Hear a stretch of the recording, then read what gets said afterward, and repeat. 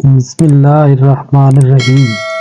حضرت عبادہ رضی اللہ تعالیٰ عنہ کہتے ہیں کہ ایک مرتبہ حضور صلی اللہ علیہ وسلم نے رمضان المبارک کے قریب ارشاد فرمایا کہ رمضان کا مہینہ آ گیا ہے جو بڑی برکت والا ہے۔ حق تعالیٰ شانہ اس میں تمہاری طرف متوجہ ہوتے ہیں اور اپنی رحمت خاصہ نازل فرماتے ہیں، خطاؤں کو معاف فرماتے ہیں، دعاؤں کو قبول کرتے ہیں، تمہارے تنافس کو دیکھتے ہیں اور ملائکہ سے فخر کرتے ہیں، پس اللہ کو اپنی نیکی دکھلاؤ۔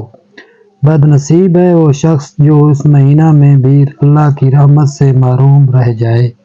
فائدہ: تنافس اس کو کہتے ہیں کہ دوسرے کی حرص میں کام کیا جائے اور مقابلہ پر دوسرے سے بڑھ چڑھ کر کام کیا جاوے۔ تفاخر اور تقابل والے آویں اور یہاں اپنے اپنے جوہر دکھلاویں۔ فخر کی بات نہیں تحدیث بالنعمت کے طور پر لکھتا ہوں، اپنی نااہلی سے خود اگرچہ کچھ نہیں کر سکتا مگر اپنے گھرانہ کی عورتوں کو دیکھ کر خوش ہوتا ہوں کہ اکثر کو اس کا اہتمام رہتا ہے کہ دوسری سے تلاوت میں بڑھ جاوے۔